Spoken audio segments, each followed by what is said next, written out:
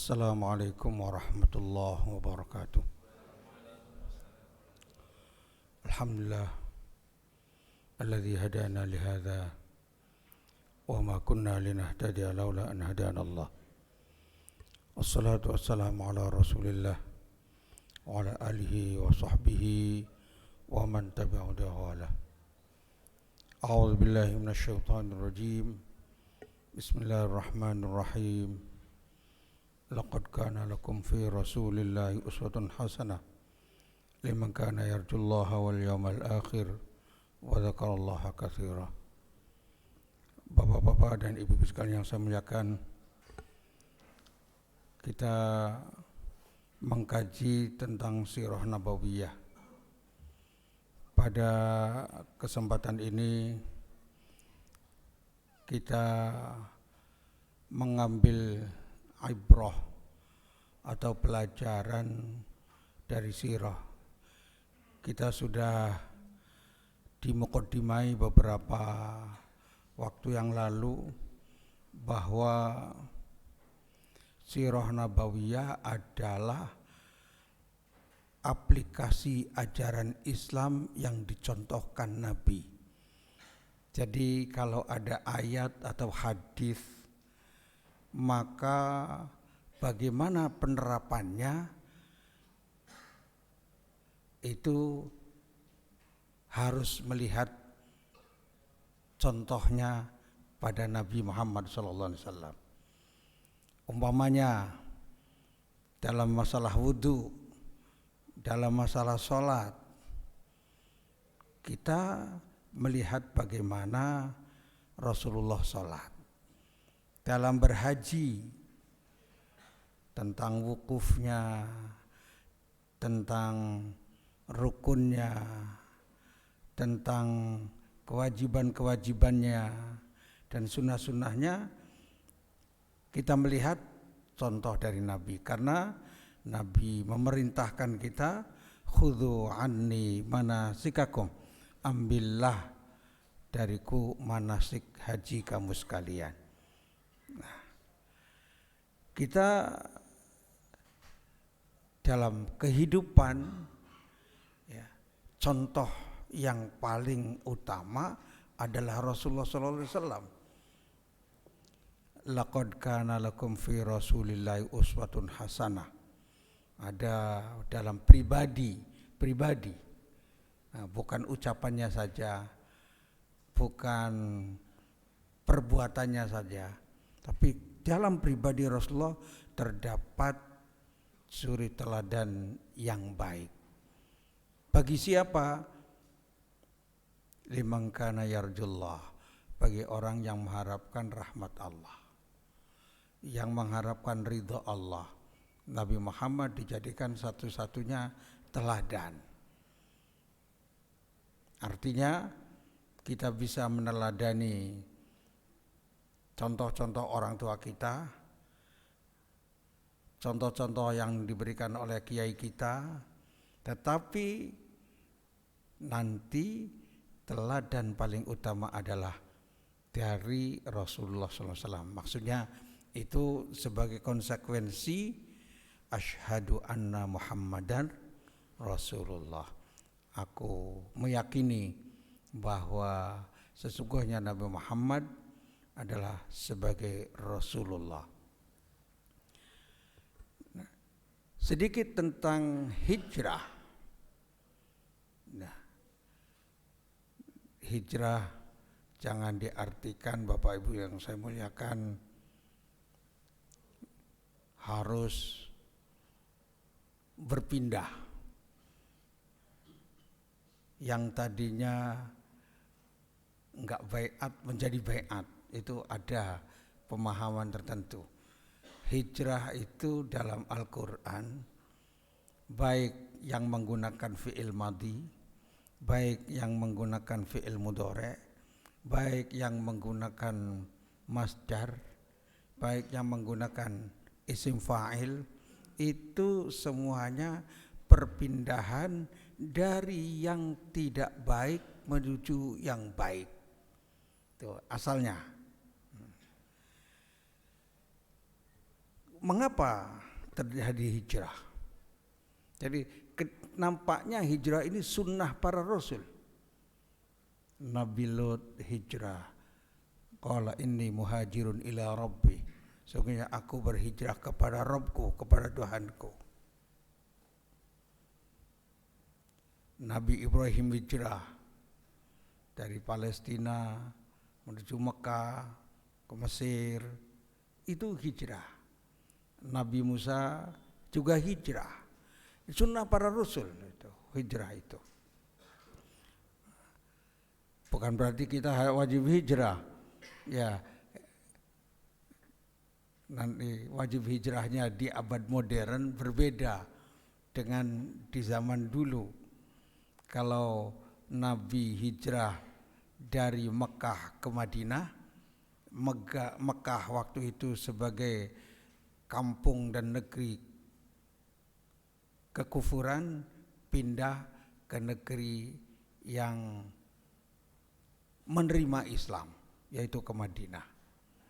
Kalau para sahabat hijrah dari Mekah karena tidak kuat menahan tekanan-tekanan dari orang kafir Quraisy, pindah ke Habasyah.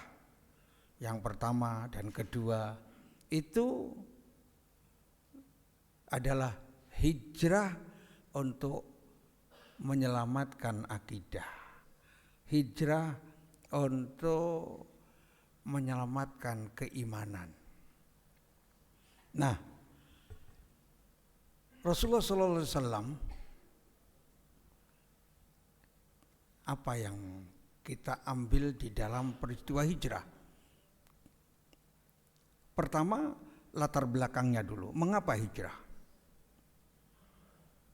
Bapak Ibu yang saya muliakan, memang dalam sirah nabawiyah, sirah artinya perjalanan Rasulullah SAW itu sejak Rasulullah SAW memproklamirkan dirinya sebagai Nabi, itu mulai dimusuhi. Kemudian sejak mengajak fastaqbima tu'maru a'rid 'anil jahili, itu juga tambah dimusuhi lagi. Di sini didorong untuk menyelamatkan keimanan, maka sebagian sahabat disuruh hijrah. Sahabat-sahabat dulu, Nabi Muhammad SAW paling akhir untuk mengamankan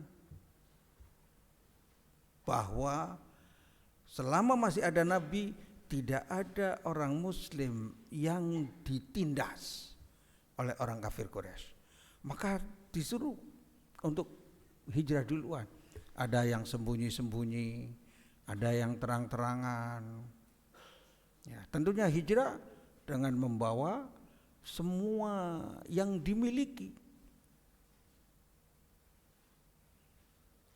Pada kejadian yang cukup banyak, kalau yang berani hijrah terang-terangan, Umar bin Khattab. Sebelum hijrah, tokoh-tokoh didatangi semuanya, tokoh-tokoh Quraisy, tokoh-tokoh kafir. Ungkapannya itu ya sebagai seorang yang pemberani. Barang siapa yang ingin istrinya jadi janda, anaknya jadi yatim, temui saya. Di lembah mana? Saya mau hijrah. Satu persatu itu didekati. Dan tidak ada satupun orang kafir Quraisy yang berani menghadapi Umar bin Khattab. Ada yang sembunyi-sembunyi. Di antara yang sembunyi-sembunyi tetapi membawa harta semuanya adalah Suhaib Ar-Rumi, orang asli Romawi yang datang ke Mekah sebagai pendatang, sebagai pedagang asing, kemudian sukses. Kemudian masuk Islam karena ingin menyelamatkan keimanannya, hijrah, asetnya dijual, dibawa di tengah jalan, dihadang oleh kafir Quraisy. Neko, kata Suhaib, Anda mau apa? Kalau mau perang, mesti diantara kamu ada yang mati, kata Suhaib. Begini saja, supaya tidak ada yang mati di antara Anda minta apa? Ya udah, kamu datang ke Mekah tidak bawa apa-apa, silakan pulang. Untuk pergi ke Madinah jangan bawa apa-apa. Kemudian nego, cuma barang-barang yang untuk bekal saja, lainnya diserahkan. Langsung kemudian turun surat, turun ayat. Innallaha ashtara minal mu'minina anfusahum wa amwalahum bi anna lahumul jannah. Bahwa kemudian ya, Allah telah membeli dari orang-orang mukmin, bahwa mereka memberikan hartanya, jiwanya untuk diganti dengan surga. Bi anna lahumul jannah. Itu karena masalah Suhaib itu. Ya. Bapak Ibu yang saya muliakan. Jadi tekanan ini yang membuat Rasulullah ya dengan menyuruh para sahabatnya untuk pergi berhijrah.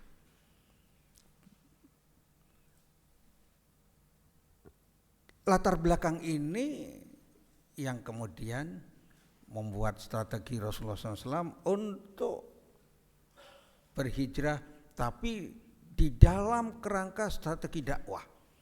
Kalau di zaman Mekah, jadi kalau ada surat-surat Al-Quran itu surat Makkiyah, itu Al-Quran ayat-ayat yang diturunkan sebelum hijrah. Sedangkan surat-surat Madaniyah itu surat-surat yang diturunkan setelah hijrah. Hijrah Rasulullah adalah strategi dakwah, bukan lari. Maka sebelum diperintah oleh Allah tidak hijrah. Baru setelah diperintah oleh Allah untuk hijrah, baru hijrah. Karena Rasul dalam tindakannya adalah mengikuti wahyu dari Allah Subhanahu wa taala. Maka ketika hijrah ini sudah pernah disampaikan tentang rahasianya, bagaimana sampai di sana, tentang strateginya sampai di sana. Tapi karena kaitannya dengan dakwah, ketika di Mekah dakwahnya dakwah sirriyah. Yang pertama, berapa tahun Pak? 3 tahun. Dakwah sirriyah, dakwah secara rahasia. Cuma dari rumah ke rumah, kepada keluarganya, kepada orang-orang yang mungkin dekat. Selama 3 tahun dakwah sirriyah. Baru setelah itu dakwah jahriyah, terang-terangan. Dakwah jahriyah. Tapi dakwah jahriyah selama di Mekah kurang lebih 7 tahun. Kalau dibuli tidak menjawab, dipukul tidak membalas, digebuki tidak membalas. Itu dakwah jahriyah. Sehingga keluarga Ammar bin Yasir, Khubayb al-Arad itu ditindas oleh orang-orang kafir Quraisy, dibiarkan. Ketika Ammar bin Yasir meminta kepada Rasulullah SAW, "Ala tad'un lana ya Rasulullah," ketika disiksa oleh tuannya, kan mereka ini banyak budak yang masuk, banyak para budak. Ketika Rasulullah SAW lewat, sedangkan Ammar bin Yasir dan keluarga Yasir disiksa oleh majikannya, sampai meminta kepada Rasulullah, "Ala tad'u lana ya Rasulullah, tidakkah engkau mengangkat tangan untuk berdoa untuk keselamatan kami?" Rasulullah diam, bahkan nampak kurang senang. Kenapa? Karena fase ini fase dakwah jahriyah, dan ketika disiksa tidak membalas. Ya, kalau mereka berdoa, tetapi sebab kalau Rasulullah berdoa itu dikabulkan oleh Allah Subhanahu wa taala. Nah, sampai ketika ke Taif pun apakah Rasulullah SAW membalas? Tidak. Karena jahriyah tanpa membalas. Nah, barulah setelah pergi ke Madinah, hijrah ke Madinah, disambut oleh orang-orang Madinah. Tapi sebelumnya, Bapak Ibu yang saya muliakan, sebelum hijrah ke Madinah sudah mengirimkan seorang sahabat yang perlente, yaitu Mus'ab bin Umair. Mus'ab bin Umair diutus ke Madinah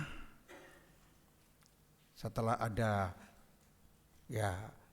persinggungan antara antara Nabi dengan orang-orang Madinah. Kemudian ada orang-orang yang Madinah masuk Islam yang nanti disebut Ansor, itu pergi ke Madinah, disuruh berdakwah di sana. Sehingga pada Baiat Aqobah pertama dan kedua mereka siap untuk menolong Rasul kalau Rasul hijrah. Jadi sudah dipersiapkan dulu tempat untuk hijrahnya. Nah, apa yang dilakukan Rasulullah SAW kaitan dengan dakwah? Rasulullah SAW ketika hijrah, yang pertama kali adalah mendirikan masjid. Karena masjid itu sebagai tempat untuk beribadah, tempat untuk perjuangan, tempat untuk pendidikan, tempat untuk amal-amal sosial dan lain sebagainya. Pusatnya di masjid. Selain membangun masjid, Rasulullah mempersaudarakan orang-orang Islam. Kenapa perlu dipersaudarakan? Karena orang-orang Mekah pergi ke Madinah cuma membawa sekedar bekal yang bisa dibawa. Orang-orang Ansor punya rumah. Nah, di situ dipersaudarakan. Dipersaudarakan itu bukan persaudaraan yang seperti kita fahami. Ada persaudaraan khusus. Secara umum iya, ukhuwah Islamiyah, tapi persaudaraan si fulan dengan si fulan dipersaudarakan sampai orang Ansor yang dipersaudarakan dengan orang Muhajirin. Saya punya rumah 2, silakan pakai 1, saya berikan 1. Kalau saya punya kebun 2, silakan. Jadi sampai tolong menolongnya luar biasa. Itu ketika hijrah pertama kali, hijrah ke Madinah. Rasulullah mempersaudarakan secara ukhuwah Islamiyah. Kemudian setelah itu apa yang dilakukan Rasulullah SAW? Rasulullah SAW mulai memperhatikan pasar. Jadi ketika pindah atau memasuki suatu lokasi tempat baru, komplek baru, yang pertama kali adalah bagaimana ada masjid, fasilitas itu. Yang kedua, mengenali saudara-saudara kita yang muslim untuk berukhuwah. Nah, kemudian melihat potensi ekonomi yang ada, maka dibangunlah oleh Rasulullah SAW pasar. Jadi pasar itu menjadi prioritas, karena kalau ekonomi tidak dikuasai maka akan lemah. Dakwah tidak pernah akan bagus kalau ekonomi tidak kuat. Maka Rasulullah mendatangi, waktu itu pasar yang dikenal adalah pasarnya orang Yahudi di Bani Qainuqa. Rasulullah datang ke pasar Bani Qainuqa, ternyata ketika ada gandum, di atasnya kering, Rasulullah memasukkan tangannya, di bawahnya basah. Oh, ada gharar, penipuan. Kemudian ada riba, orang utang piutang tetapi kemudian ada lebihnya ketika membayar dengan catatan sekian dan seterusnya. Ada riba.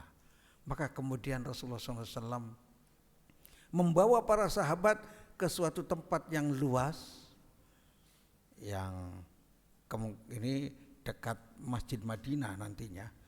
Itu membawa tongkat, kemudian Rasulullah SAW menancapkan tongkatnya, hadhihi suqukum, ini adalah pasar kamu sekalian. Maka dari situ, di situ tidak ada riba, tidak ada gharar, ada ta'awun, sehingga maju. Dan pasar Bani Qainuqa tenggelam. Itu cara Rasulullah ketika hijrah. Bapak Ibu yang saya muliakan,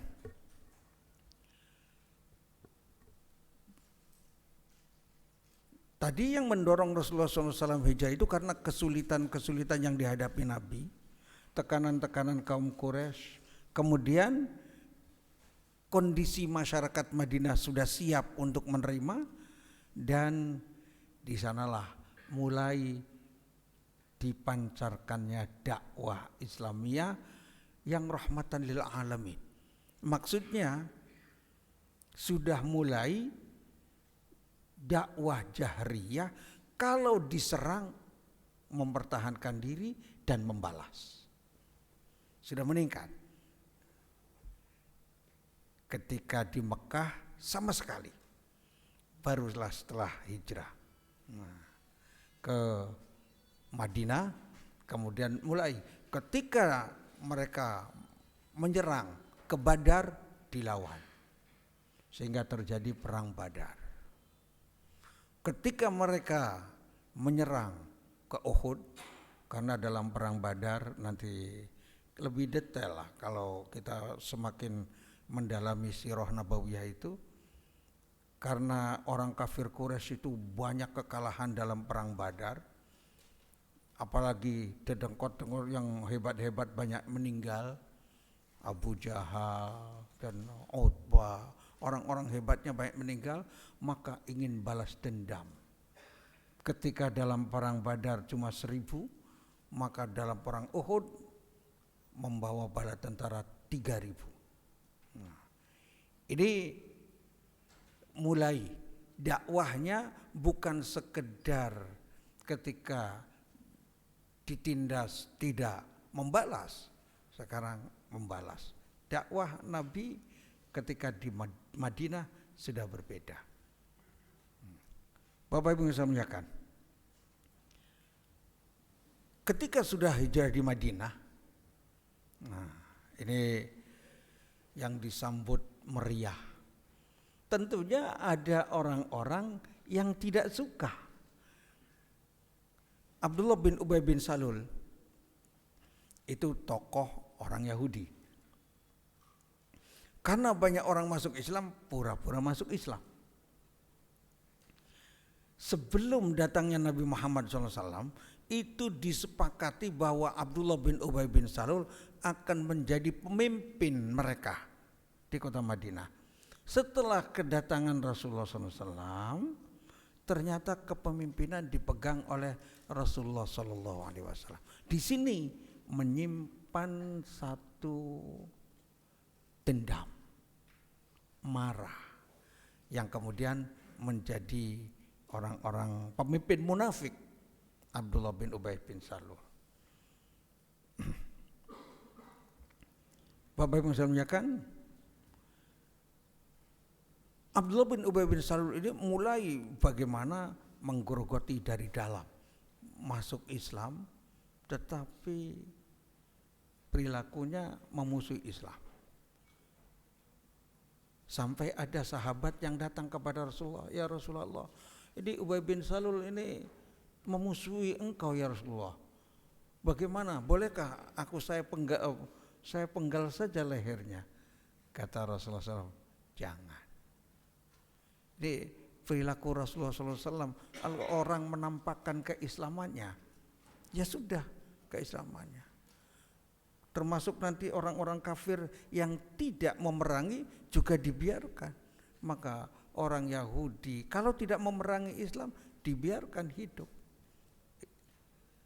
Jadi tidak benar kalau kemudian ada bahwa Islam itu ada kemudian orang kafir habis. Ternyata apa yang dilakukan Rasulullah SAW tidak seperti itu. Jadi kalau ada ayat-ayat yang berkaitan dengan waqatilul musyrikina kafah, bunuhlah orang-orang musyrik secara kafah semuanya, itu prakteknya ternyata bukan seperti itu. Itu kalau orang musyriknya memerangi secara kafah. Ayatnya ya kama yuqatilunakum kafah, sebagaimana orang-orang musyrik ingin memerangi kamu sekalian secara kafah, ingin menghabisi sampai ke akar-akarnya. Dalam Islam tidak seperti itu. Ini contoh. Jadi dalam banyak hal nantinya kalau ada perbedaan pendapat, ya itu kembalikan kepada Rasulullah.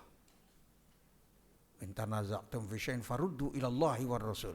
Kalau ada perbedaan, ya kita kembalikan kepada Allah dan kepada Rasul.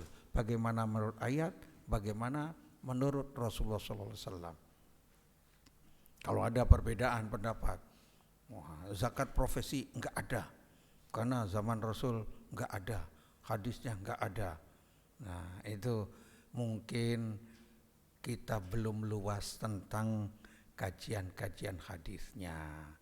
Nanti, nah itu dilihat secara utuh. Kemudian bagaimana ulama-ulama yang sejak dulu dari mazhab Syafi'i, mazhab Hanifi, mazhab Maliki, mazhab Hambali berbicara. Nah, kita bisa mengetahui itu secara utuh nantinya. Enggak bisa diklaim enggak ada hadisnya. Ya, karena kita tidak tahu seluruh hadis. Bapak Ibu yang saya muliakan, kalau ada perbedaan, ya kembalinya kepada Allah dan Rasulnya. Karena teladan yang inti adalah Rasulullah SAW.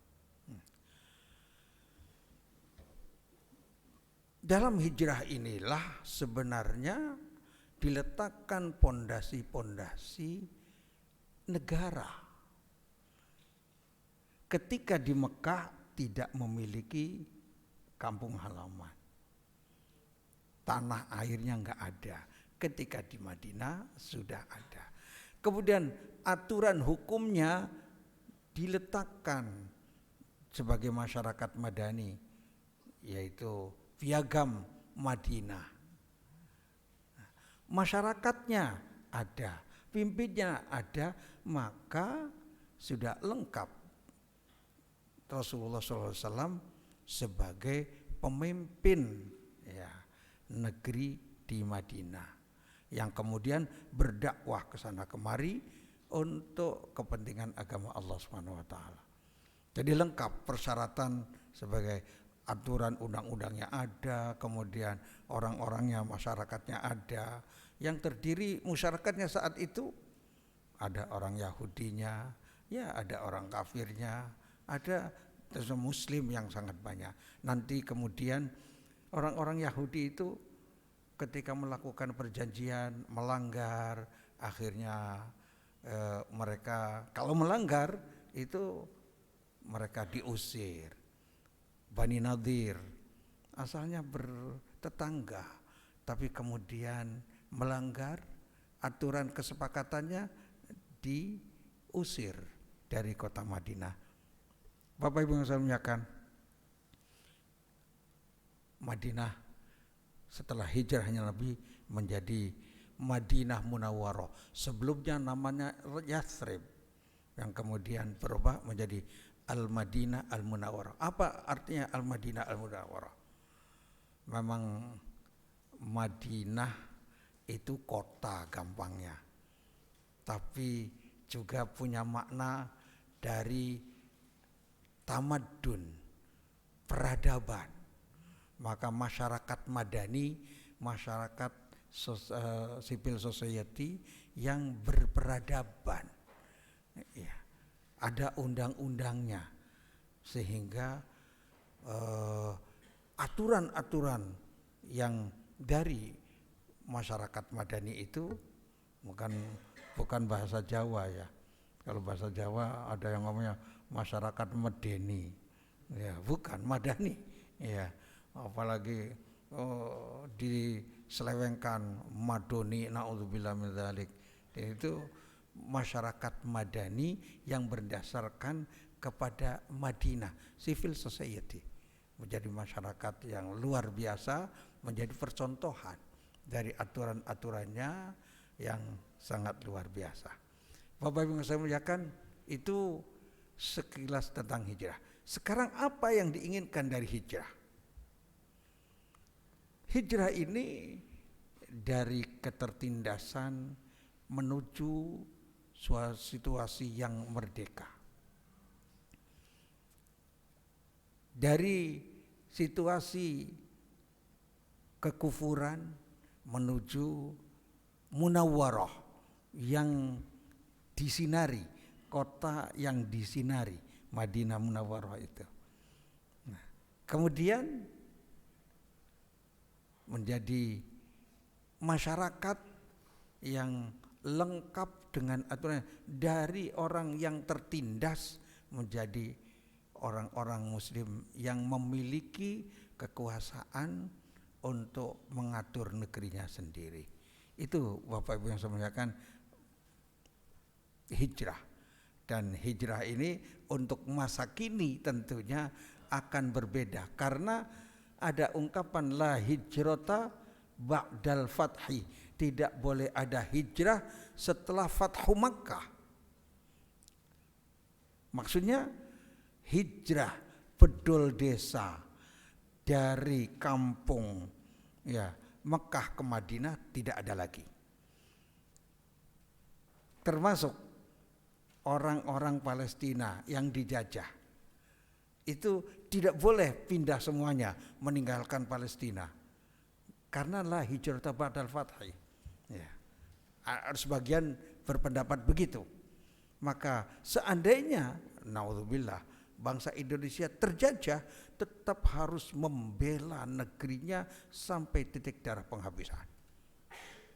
Itu karena la hijrata ba'dal fathi, hijrah karena meninggalkan ya negerinya sendiri. Nah, bagaimana hijrah yang sekarang?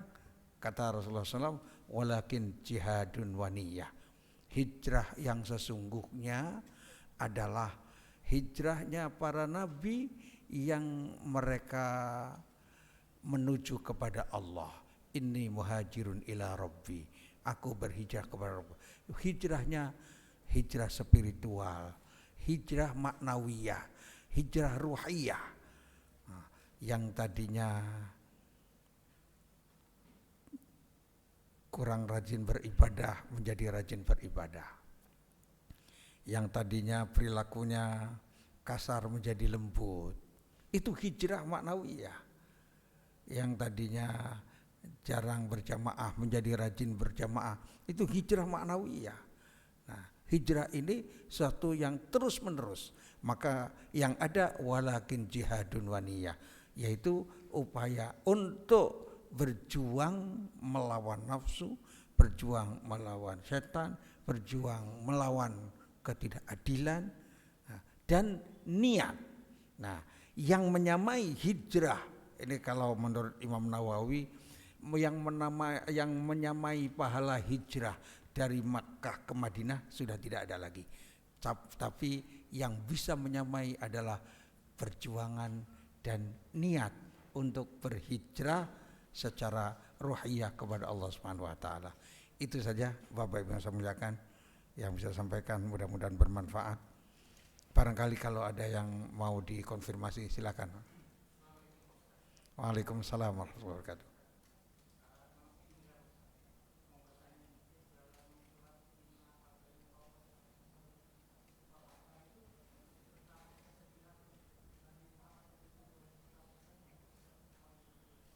Kurang begitu jelas suaranya. Dalam dekat lagi dong supaya ya silakan. Waalaikumsalam warahmatullahi wabarakatuh.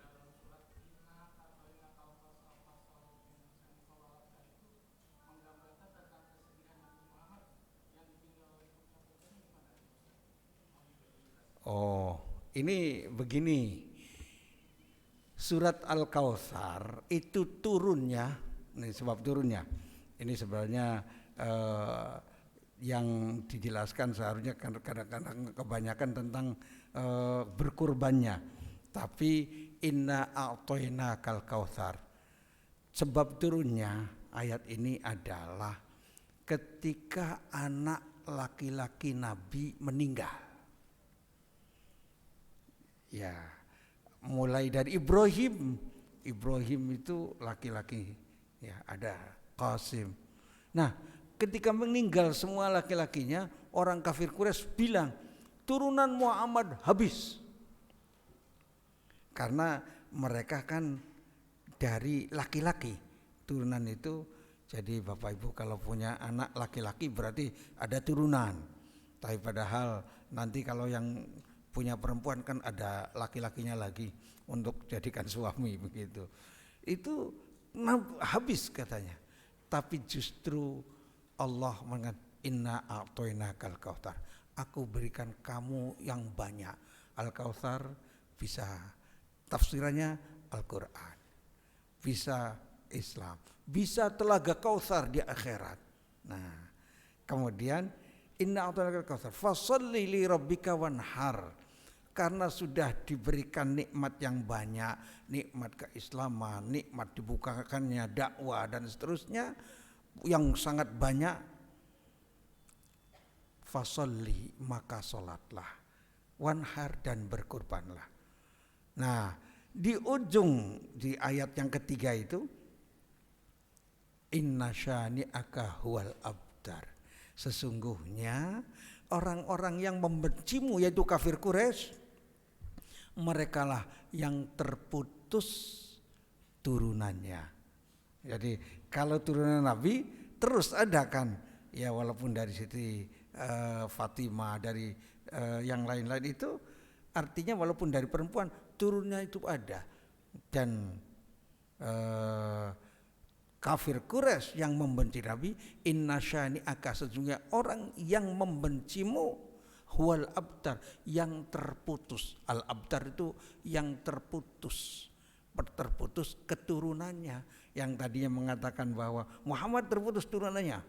Nah, kemudian dibalas oleh ayat ini, ada surat Al-Kautsar yang mengatakan sesungguhnya sudah kami berikan kau sangat banyak, ya, berbagai macam nikmat, rizki, umatnya terbanyak, diberikan sangat banyak itu.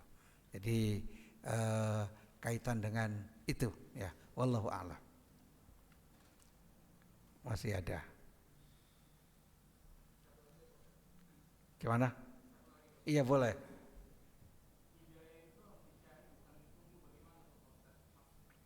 Iya, jazakallahu khairan.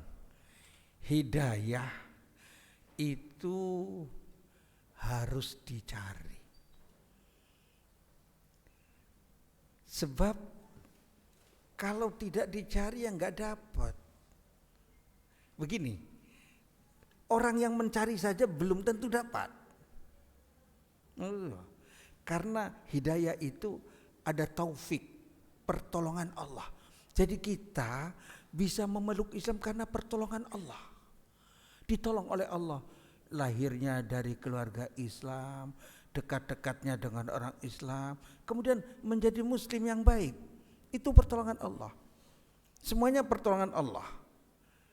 Kita bisa beribadah dengan baik, bisa rajin berjamaah, bisa rajin tilawatul Quran, itu pertolongan Allah. Ada orang sehat, kuat, uang banyak, tapi ke masjid sulit karena tidak mendapatkan pertolongan Allah. Sehingga ungkapan wabillahi taufik wal hidayah jangan dibalik itu. Ya, hanya dengan Allah lah kita mendapatkan pertolongan dan mendapatkan hidayah. Jadi yang mengantarkan kita mendapatkan hidayah itu pertolongan Allah. Yang nggak ditolong tidak dapat.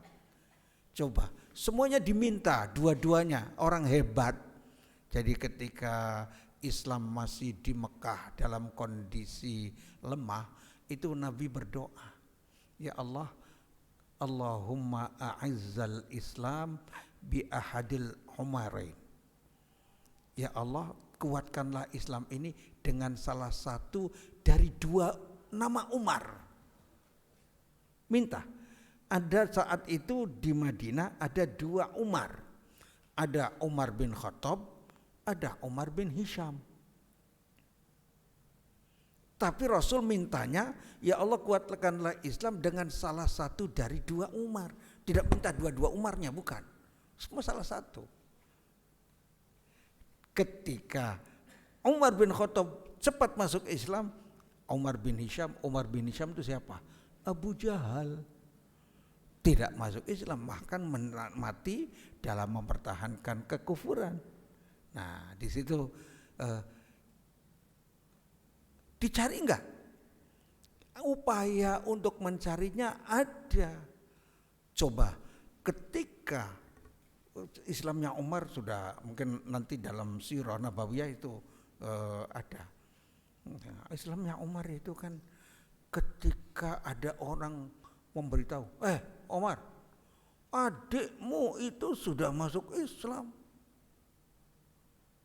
Marahkan Umar dengan memegang, dicari di mana-mana. Ternyata sedang ada bersama sahabat-sahabat yang lain ngaji Quran. Umar bin Khattab marah. Ya, dicari tempatnya. Di rumah Al-Arqam bin Abil Arqam. Di rumahnya Al-Arqam bin Abil Arqam. Melihat dari jauh Umar sudah membawa pedang, orang di dalam rumah ini ribut. Kata ini Hamzah, biar saya menghadapi. Nah, ternyata setelah itu memegang Quran, dilabrak masuk, kemudian nempeleng adiknya. Adiknya ditempeleng yang sedang membaca Al-Quran itu. Berdarah. Orang yang keras itu setelah melihat darah adiknya menjadi luluh. Apa itu yang membaca? Kemudian menjadi ingin baca.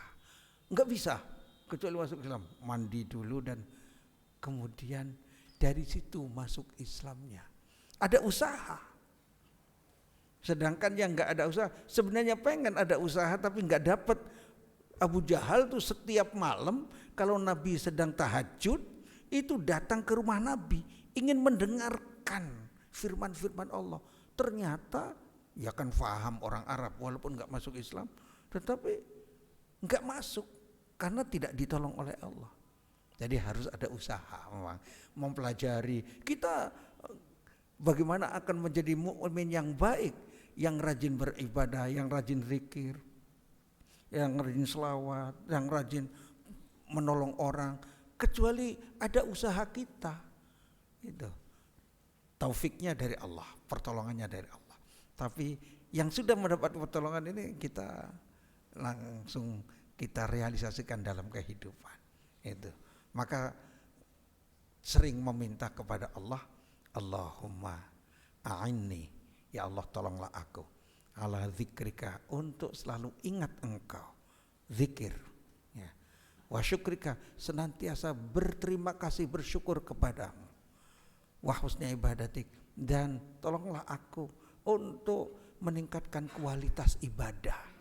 Sebab ketika minta, nanti ibadah kita tambah baik, wudhu kita tambah baik, sholat kita tambah baik, hatinya ya khusyuk dalam sholatnya tambah, yang tadinya banyak di luar otaknya, tapi setelah ditolong oleh Allah. Kalau bapak-bapak bisa tahajud sampai 1 jam, itu pertolongan Allah. Orang sedang enak-enaknya tidur, kemudian bapak jam 3 bangun, kemudian sholat, itu pertolongan dari Allah. Maka minta pertolongan kepada Allah, supaya kita dijadikan orang yang menikmati keindahan bagaimana orang berislam. Wallahu a'lam. Saya kira cukup Bapak Ibu yang saya muliakan.